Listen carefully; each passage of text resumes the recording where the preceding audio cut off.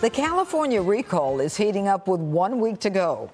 Voters in the Golden State will decide whether they've had enough of rampant homelessness, crime, and COVID mandates and boot Gavin Newsom from office. Democrats wrapping up attacks on the leading Republican candidate, Larry Elder. A Newsom rally speaker even called Elder, quote, a blackface on white supremacy. The candidates taking aim at each other. This man has been an absolute disaster. The quality of our schools has declined. Homelessness is up. Cost of living is up. Forest mismanagement, water mismanagement, and people, as I mentioned, are leaving California for the very first time. Let me tell you a little bit about Mr. Elder. He is to the right of Donald Trump. He would make, honestly, Donald Trump blush. All right, so this is the segment that you wanted to talk about before. So it was about skin color. Yeah, Greg. Make Donald Trump blush. All right. Well, so they can't stop. So Judge, what do you ask me think a question. Of that? Can I get the question?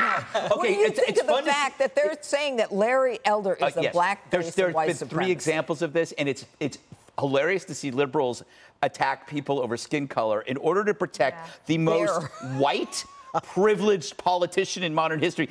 Elder, I'm not his consultant, he should go after Gavin Newsom about being white. Like, what would happen? Because they're going after him about being black. He should have fun and go, you sir, are extremely white. You know, and you are the white face of stupidity. But, you know, white supremacist now is the new Uncle Tom. If you are black and dare to challenge the party ideology or dare to leave their ideological race-driven plantation, you will now be called a black-faced white supremacist, again, while ignoring the Virginia governor, you know, the Canadian prime minister, a late-night comedian, and God knows who else, who actually did blackface and were white.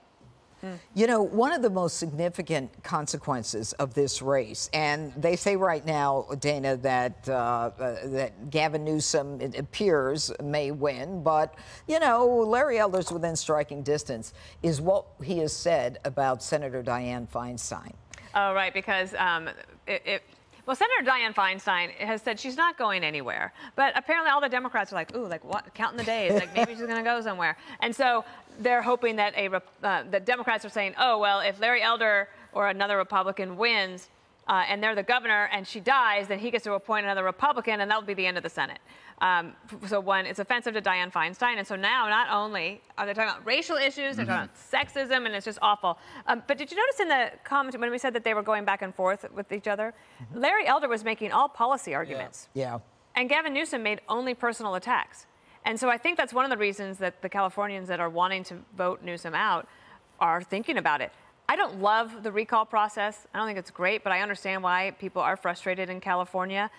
However, I do think when it was announced, I think it was announced today, that President Biden is going to go and campaign for Gavin Newsom, I believe that they must feel that Gavin Newsom is going to win, and then Biden's team will say, see, he's not a drag on the party, he's fine. Right. Yeah, you agree with that, Jess? I do. It was a coin flip until about 3 weeks ago, and then the Democrats really started to panic, and the unions in Hollywood poured about $10 million into this race. Just at the same time, the press started savagely attacking his race, his divorces, and his taxes. Like you said, all personal smears, nothing to do with policy. Now it's really kind of a tough reach for him. But if I was running this campaign, I would make it about management.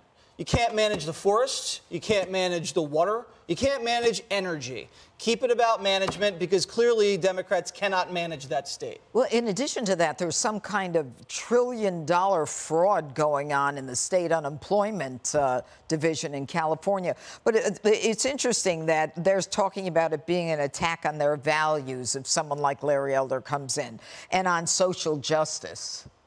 Look, a great French philosopher once said that that phrase has never been used on the show.